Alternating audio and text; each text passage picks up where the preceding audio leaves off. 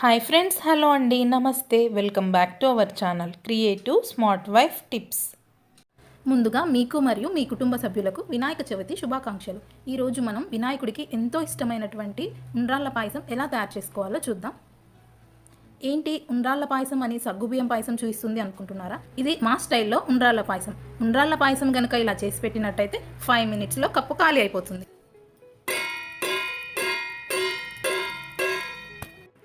మరి దీని తయారీ విధానం ఎలాగో తెలుసుకుందామా? ముందుగా ఒక గిన్నెలో 1 కప్ మైదా వేసుకోవాలి. మైదా కానీ లేదంటే గోధుమ పిండి కానీ తీసుకోవచ్చు. ఈ మైదాని మనం పాలతోనే కొంచెం కొంచెం పాలు వేసుకుంటూ నిదానంగా గట్టిగా కలుపుకోవాలి. గట్టిగా కలుపుకున్నట్టయితే ఉండ్రాళ్ళు అనేటివి చక్కగా వస్తాయి. చపాతీ పిండి కంటే కొంచెం గట్టిగానే తడుపుకోవాలి. చూస్తున్నారు కదా, ఇలా గట్టిగా తడుపుకోవాలి. దీనికి మూత పెట్టి అరగంట వరకు అలాగే ఉండనివ్వాలి. అరగంట తర్వాత ఇలా ఒక స్ట్రైనర్లో పొడి మైదా పిండి తీసుకొని ప్లేట్పై ఇలా చల్లించుకోవాలి.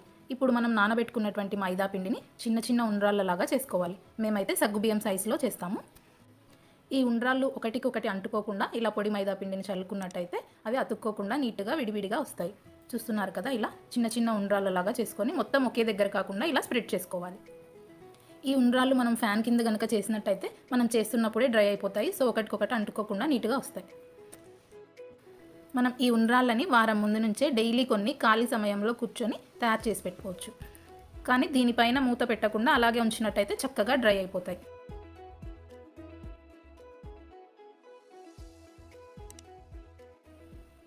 చూస్తున్నారు కదా, మధ్య మధ్యలో ఇలా కదిలిచ్చినట్టయితే ఆ పిండి అనేది మొత్తం ఉండ్రాళ్ళకి కోట్ అవుతుంది. అస్సలు అతుక్కోకుండా పొడి పొడిగా వస్తాయి. చూడండి ఎంత బాగా వచ్చాయో.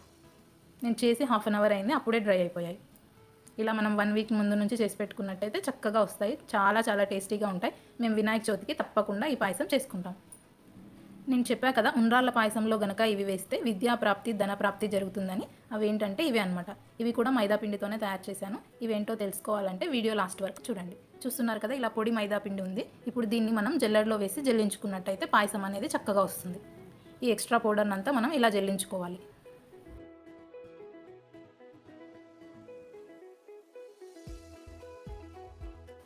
ఫ్రెండ్స్, మీరు కూడా ఉండ్రాళ్ళు ఇలాగే తయారు చేసుకుంటారా, లేదంటే డిఫరెంట్ స్టైల్లోనా? నా కామెంట్ బాక్స్లో తెలియజేయండి.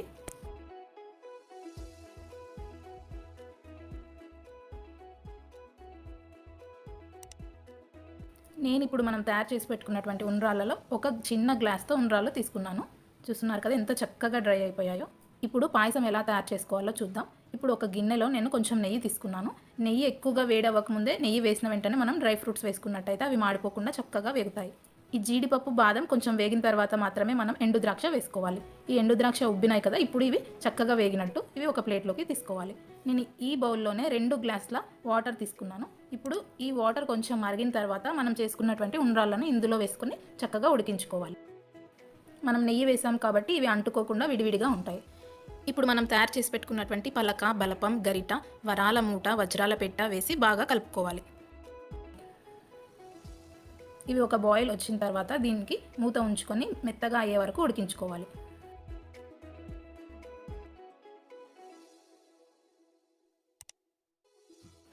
మూత తీసి చూస్తే ఇవి చక్కగా ఉడికిపోయాయి.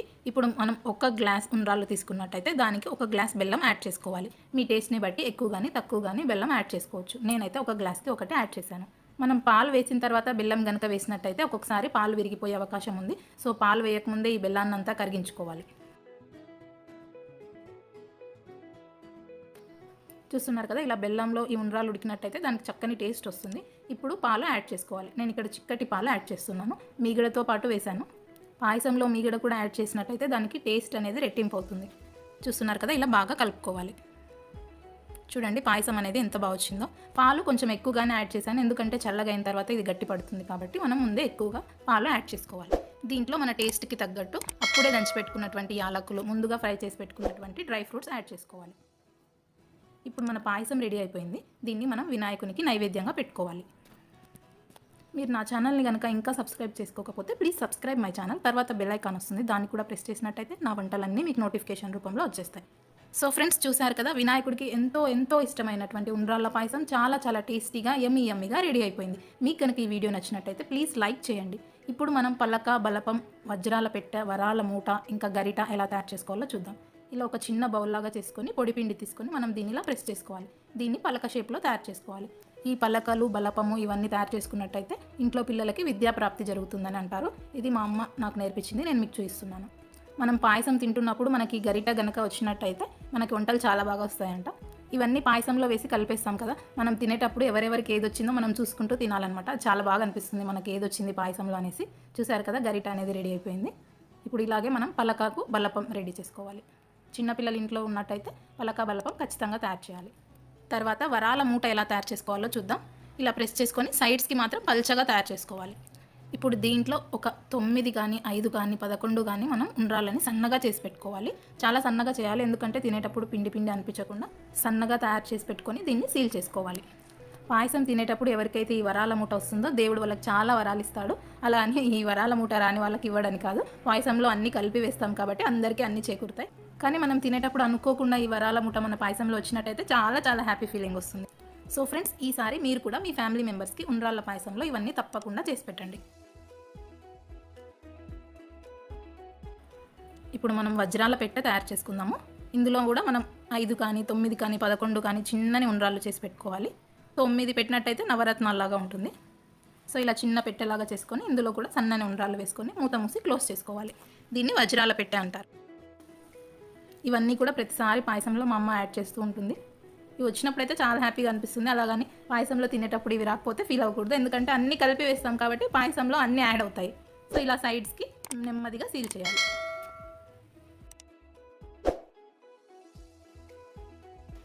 పాయసం వడ్డించుకునేటప్పుడు మాత్రం చూడకుండానే వేసుకోవాలి.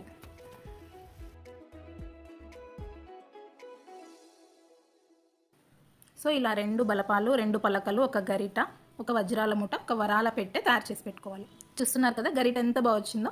చూడండి పలకలు, ఇది వజ్రాల పెట్టె, బలపం చూడండి ఎంత బాగుందో. సో ఫ్రెండ్స్, మీకు కనుక ఈ వీడియో నచ్చినట్టయితే ప్లీజ్ లైక్ చేయండి, ఎలా ఉందో కామెంట్ పెట్టండి. Thanks for watching my video.